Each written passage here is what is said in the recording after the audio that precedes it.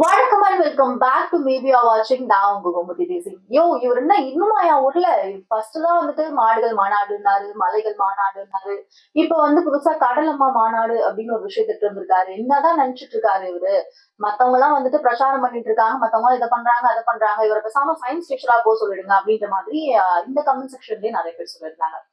உங்களுக்கு எல்லாருக்கும் தெரியும்னு நினைக்கிறேன். நம்ம ஸ்கூல் படிக்கும் போது 6th அல்லது 7th அந்த வகுப்புல வந்துட்டு உங்களுடைய 6ஆம் வகுப்பு அல்லது 7ஆம் வகுப்பு பாட புத்தகத்துல soil pollution, air pollution, water pollution அப்படின்னு சொல்லிட்டு ஒரு டாபிக் கொடுத்திருப்பாங்க. அந்த டாபிக்ல என் டீச்சர் என்ன சொல்லி கொடுப்பாங்க அப்படின்னா, வாட்டர் பொல்யூஷன் வந்துட்டு தொழிற்சாலையில இருந்து வர தண்ணியாலேயோ அதுல இருந்து வர கழிவு நீராலேயோ வந்து அது கடல்ல கலந்து அது வாட்டர் பொல்யூஷன் ஆகும் அப்படின்ற மாதிரியும், அண்ட் தென் எப்பயாவது யாராவது போடுற குப்பை இல்ல அவங்களுக்கு தெரியாம போடுற குப்பை வந்து கடல்ல கலந்துச்சு அப்படின்னா அது வாட்டர் பொல்யூஷன் ஆகும் அப்படின்ற மாதிரியான விஷயங்களை சொல்லி கொடுத்தாங்க.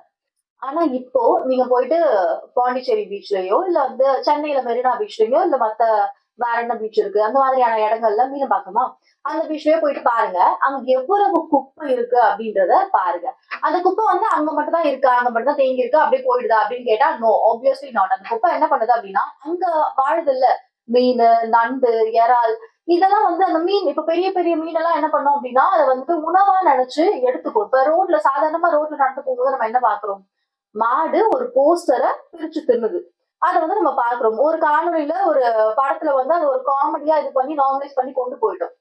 நம்ம என்ன பண்றோம் அப்படின்னா, ஒரு விஷயம் நமக்கு ஆபத்தா நடக்குது அப்படின்னா அதை நார்மலைஸ் பண்ணிடுறோம். ஒரு மாடு வந்து ஒரு போஸ்டரை சாப்பிடுது அப்படின்னும் பொழுது எதனால அந்த மாடு சாப்பிடுது அப்படின்னா, ஒரு மாநகரத்துல ஒரு சென்னை மாதிரியான ஒரு இடத்துல மாடு வளர்க்கறதுக்கான தகுதியான இடம் அங்க இல்ல. ஆனாலும் அங்க சில பேர் வந்து தன்னுடைய சுய லாபத்துக்காகவும் தன்னுடைய சுய நலத்துக்காகவும் மாடு வளர்த்துட்டு தான் இருக்காங்க.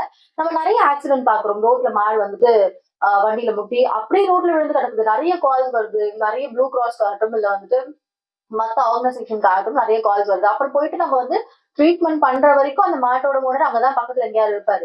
நம்ம ட்ரீட்மெண்ட் பண்ணிட்டு போற வரைக்கும் அப்படியே நின்றுட்டு இருப்பாரு. நம்ம போனதுக்கு அப்புறம் மாட்டை ஓட்டிட்டு வீட்டுக்கு போயிடுவாரு. அதுக்கு முன்னாடி அவர் வந்துட்டாரு அப்படின்னா என்ன கேட்போம்? கேள்வி அப்படின்னா, ஏன்பா மாடுதானே வளர்க்குற, ஒழுங்கா வளர்க்க தெரியாது அவனுக்கு, ரோட்ல விட்டுட்டு வேலை பார்ப்பியா அப்படின்னு நம்ம கேட்டுருவோம்ல. அதனால என்ன பண்ணுவாரு அப்படின்னா அந்த ட்ரீட்மெண்ட் முடியிற வரைக்கும் மாட்டுக்கார ஓரமா நின்று வேடிக்கை பார்த்துட்டு ட்ரீட்மெண்ட் முடிச்சு நாங்க எல்லாம் வந்து வெளில வந்ததுக்கு அப்புறம் மாட்டை ஓட்டிட்டு போயிடுவாரு.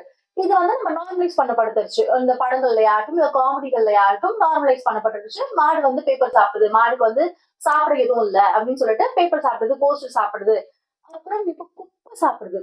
மாடு வந்து இன்னும் தமிழ்நாட்டுல ஒரு குல தெய்வமா தன்னுடைய வீட்டுல வளர்க்குற ஒரு கோமாதாவா பாத்துட்டு இருக்காங்க. அந்த மாடு வந்து குப்பை சாப்பிடுது, மற்ற விஷயங்களை சாப்பிடுது அப்படின்னும் போது பார்க்கவே எவ்வளவு வந்து ஒரு அசௌகரியமான ஒரு விஷயம் அப்படின்றது பல பேருக்கு தெரியல. தன்னுடைய ப்ராஃபிட்காக அதை வந்துட்டு வளர்க்குறாங்க, இது பண்றாங்க, அதை அப்படியே விட்டுடுறாங்க. அண்ட் தென் அந்த மாட்டுக்கு வந்து சரியான உணவு கூட கொடுக்குற மாதிரி எனக்கு தெரியல. இதே கிராமப்புறங்கள்ல வளர்க்கும் பொழுது அதுக்கான சரியான உணவு, தவிடு, புல்லு, பச்சை புல்லு எல்லாமே கொடுப்பாங்க. ஆனா நகர்ப்புறத்துல இருக்கும்பொழுது அதை அப்படியே நார்மலைஸ் பண்ணி அதை அப்படியே விட்டாச்சு. இப்ப அதே மாதிரிதான் கடலுக்கு. நம்ம ஸ்கூல்லாம் படிக்கும்பொழுது எங்களுடைய டீச்சர்ஸ் என்ன சொல்லி கொடுத்துருக்காங்க அப்படின்னா, கடல்ல வந்து நீங்க குப்பை போடக்கூடாது. கடல்லன்னு இல்ல, பொதுவாவே எந்த இடத்துலயும் நீங்க குப்பை போடக்கூடாது. ஒரு குப்பையோ இல்ல ஏதாவது ஒரு கழிவு விஷயமோ நீங்க அங்க போட்டுட்டீங்க அப்படின்னா அது மக்கும் குப்பையா இருந்தா பரவாயில்ல, மண்ணுல ஊறி அது மக்கிடும். அது மக்காத குப்பையா இருந்தா என்ன பண்ணும் அப்படின்ற ஒரு கேள்வி இருக்கு. நமக்குமே வந்துட்டு இதெல்லாம் ஒரு விஷயமா, இதெல்லாம் ஒரு விஷயமா அப்படின்னு கேட்கிற பல ஆட்கள் இங்க இன்னுமே இருந்துட்டு தான் இருக்காங்க. கடல்ல அவ்வளவு குப்பை போடுறோம். ஃபார் எக்ஸாம்பிள் கடலை சுத்தி அவ்வளோ கடைகள் இருக்கு. எதுக்காக அந்த கடைகள் அப்படின்னா, நீங்க வாங்கி சாப்பிட்டு பக்கத்துல அங்க குப்பை தொட்டி இருந்துச்சுன்னா அந்த குப்பை தொட்டியில போடணும். அதை விட்டு நம்ம என்ன பண்றோம்? பொதுவாவே யார் என்ன சாப்பிட்டாலும் சாப்பிட்டு அப்படியே கலந்துக்கு ஒரு கிடச்சிருது. இந்த மாதிரியான வேலைகளை தான் நம்ம இன்னுமே பண்ணிட்டு இருக்கோம். அந்த குப்பைகள்லாம் என்ன ஆகும் அப்படின்னா அந்த உணவு பொருளா எடுத்து சாப்பிட ஆரம்பிச்சிருது. சாப்பிட்டதுக்கு அப்புறம் என்ன ஆகும் அப்படின்னா, ஒரு அளவுக்கு மேல உனக்கு குப்பை வயித்துல, இப்ப நீயே ஒரு மனுஷன் இருக்க அப்படின்னா உன்னால சரி கொஞ்சமா பிளாஸ்டிக் சாப்பிடுப்பா அப்படின்னு சொல்லிட்டு உனக்கு கொஞ்சமா திணிச்சு விட்டேன். மற்றும் இன்னும் கொஞ்ச நாள் கழிச்சு உனக்கு இன்னும் கொஞ்சமா வந்துட்டு பிளாஸ்டிக் திணிச்சு விடுறேன். இந்த மாதிரியே உனக்கு 1 இயர் இல்ல ஒரு 2 இயர்ஸ் போல நான் உனக்கு பிளாஸ்டிக் திணிச்சுக்கிட்டே இருக்கேன். ஒரு கட்டத்துக்கு மேல என்ன ஆகும் அப்படின்னா செத்து போயிடுது. அதே மாதிரிதான் மற்ற உயிரினங்களுக்கும். நீ வந்துட்டு பிளாஸ்டிக் போடுற, நீ வந்து குப்பை போடுற அப்படின்னா உன்னுடைய சுற்றுப்புற சூழலை நீ ஒழுங்கா வச்சுக்கிறதுக்கு நீ தயாரா இல்ல. நீ வேணா உன்னை வேணா அழிச்சுக்கோப்பா, நீ பிளாஸ்டிக் சாப்பிடு, நீ வந்துட்டு வீட்டுல உட்காந்துக்கோ, உட்காந்துட்டு இந்த Lay's packet and Kurkure packet இந்த மாதிரியான பல பாக்கெட் ஆஃப் கவர்ஸ் எல்லாம் இருக்குல்ல, பிளாஸ்டிக் கவர்ஸ் எல்லாம் இருக்குல்ல, அதை சாப்பிட்டுட்டு பிளாஸ்டிக்கும் நீங்க உங்க வாய்க்குள்ள போட்டு தண்ணி ஊத்தி முழுங்கிடுங்க. அதை விட்டுட்டு அதெல்லாம் எடுத்துட்டு போய் நீங்க கடல்ல போடும்போது அது என்ன ஆகுது அப்படின்னா அது மக்காம கடல்ல தண்ணியோட தண்ணியா அடிச்சுக்கிட்டு போயிட்டு அங்க இருக்க மீன்கள் அதை சாப்பிட்டு இது வரைக்குமே பல மீன்கள் இறந்துருக்கு. லாஸ்ட் இயரோ இல்ல அதுக்கு முன்னாடி இயரோ வந்துட்டு ஒரு பெரிய மீன் வந்து கரை ஒதுங்குச்சு அப்படின்ற மாதிரி பேசப்பட்டுச்சு. அது எதுக்காக ஒதுங்குச்சு அப்படின்னு பார்த்தா அந்த மீனுடைய வயிற்றுல வந்து அவ்வளவு பிளாஸ்டிக் கவர்ஸ் இருந்ததா சொல்லப்படுது. இதே மாதிரிதான் மாடுமே. இதுக்கெல்லாம் யார் காரணம் அப்படின்னு பார்த்தா நம்ம தான்.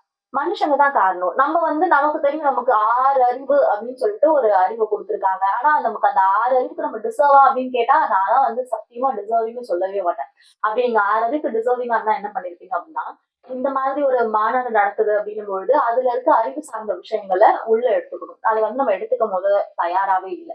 அடுத்தது படிச்ச யாருமே ரோட்லயோ இல்ல கடல்லயோ இந்த மாதிரியான இடங்கள்ல எங்கெல்லாம் குப்பை போடக்கூடாதோ அங்கெல்லாம் குப்பை போட்டுக்கிட்டு இதை நியாயப்படுத்திக்கிட்டு ஏன் அது வேற சில தற்கூறிங்க எல்லாம் சொல்லுவாங்க என்ன அப்படின்னா குப்பை போடாத ரோட்ல அப்படின்னா அதுக்கு ஒரு பதில் குப்பைக்காரங்க வந்து எடுத்துப்பாங்க அப்படின்னா இல்ல நீ வந்து உன் கையில கவர் வச்சிருக்க நீ உன் கையில பேப்பர் வச்சிருக்க அதை ரோட்ல போடாத உங்க பக்கத்துல ஏதாவது டஸ்ட்பின் இருந்தா போடு அப்படின்னும் பொழுது குப்பை தொட்டி ஏதாவது இருந்தா போடு அப்படின்னும் பொழுது அப்ப குப்பைக்காரங்க எதுக்கு இருக்காங்க அவங்க வந்து பெருக்கி வாரிக்க போறாங்க அப்படின்ற மாதிரி சில தற்கொலைகள் இன்னுமே பதில் சொல்லிட்டு இருக்கு சத்தியமா எனக்கு தெரியல இவ்வளவுதானே உங்களுக்கு எல்லாம் அறிவு இருக்கா அப்படின்ற மாதிரி இருக்கு குப்பை தொட்டி பக்கத்துல தான் இருக்கு குப்பை எடுத்து அங்க போறது உங்களுக்கு எல்லாம் என்ன வந்துட்டு போகுது அப்படின்னு தெரியல அதுக்கு வந்து ஒரு பதில் விளக்கம் பாரு குப்பைக்காரங்க வந்து இருப்பாங்க அவங்க வந்து படிப்பாங்க இது பேர் தான் சுய ஒழுக்கம் அப்படின்னு சொல்றது செல்ஃப் டிசிப்ளின் அப்படின்னு ஒண்ணு இதெல்லாம் நீங்க ஸ்கூல்ல படிச்சு இதெல்லாம் ஒரு பேசிக்கான ஒரு விஷயம் ரைட்டா இதெல்லாம் வந்து ஸ்கூல்ல டீச்சர்ஸ் சொல்லி தருவாங்க என்ன அப்படின்னா பிரேயர் முடிஞ்சிட்டு கிளாஸ்க்கு வரும்பொழுது யாரும் பேசக்கூடாது அடுத்த டீச்சர் கிளாஸ்க்குள்ள வர வரைக்கும் யாரும் பேசக்கூடாது இதெல்லாம் செல்ஃப் டிசிப்ளின் நீங்க சொல்லுவாங்க அவன் பேசினா அதனால நான் பேசிட்டேன் அவன் குப்பை போட்டான் அதனால நான் குப்பை போட்டேன் அதெல்லாம் கிடையாது செல்ஃப் டிசிப்ளின் ஒண்ணு இருக்கு அவன் பண்ணா அவன் பண்ணல அதெல்லாம் கிடையாது நீ பண்ணாம இரு அப்படின்றதுதான்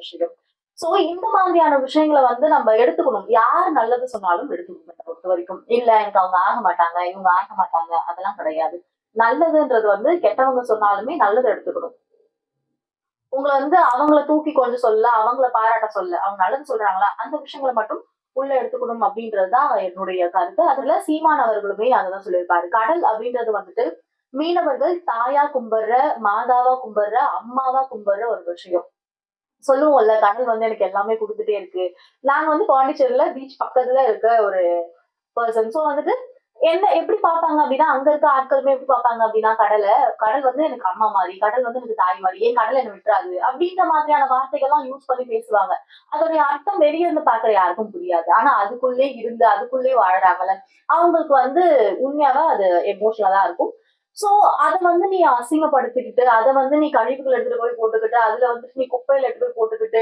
உன்னை நீ அசிங்கப்படுத்திட்டு தான் இருக்க ஒரு மனுஷனா நீ வந்து அசிங்கப்பட்டுட்டே தான் இருக்க உன் உடம்புல அவ்வளவு கழிவு இருக்கு உன் மனசுல அவ்வளவு கழிவு இருக்கு அதே எடுத்துட்டு போய் கடல்லையும் பண்ணாத அப்படின்றதுதான் என்னுடைய விஷயம் சோ இதுல வந்து செல்ஃப் டிசிப்ளின் தான் முக்கியம் அவங்க பண்ணாங்க இவங்க பண்ணாங்க அதெல்லாம் இல்லாம அப்படியே வாயை மூடிக்கிட்டு அந்த பிளாஸ்டிக் கவரை மடிச்சு பேக்ல வச்சுட்டு எங்க குப்பை தொட்டி பாக்குறனோ அங்க போட்டாலே போதும் அதை தவிர்த்து நீ ரோட்ல இருக்க குப்பையெல்லாம் பொறுக்கணும்னு அவசியம் கிடையாது நீ ஒழுக்கமா இருந்தா போதும் சோ என்ன பொறுத்த வரைக்கும் சுய ஒழுக்கம் அப்படின்றது ஒரு பர்சனை வந்து நல்லபடியா பாத்துக்கும் அது தன்னோட சுத்தி இருக்க இடத்தையுமே நல்லா பாத்துக்கும் அப்படின்னு தான் நான் நினைக்கிறேன் கடலம்மா மாநாடு அப்படின்னு ஒரு விஷயம் நடத்துறாங்க அப்படின்னா அதுல உங்களுக்கு என்ன வேணுமோ அதை மட்டும் எடுத்துக்கோங்க அதை வந்து உங்களுக்கு குறை கண்டுபிடிக்க எதா இருந்துச்சு அப்படின்னா ஓகே உங்களுக்கு இல்ல எனக்கு அதான் வேணும் நான் வந்து இதுக்காக தான் வருவேன் அப்படின்னா பண்ணுங்க என்ன வேணா பண்ணுங்க சோ நல்லதை யார் சொன்னாலுமே எடுத்துக்கோங்க சோ பேக்ரவுண்ட் கொஞ்சம் புதுசா இருக்கும் நான் வந்து என்னுடைய வீட்டுக்கு வந்திருக்கேன் இன்னைக்கு வீடியோ அப்லோட் ஆகும் நினைக்கிறேன் தெரியல பாப்போம் until this is signing off Vijay Kaumudi Desingh Tata bye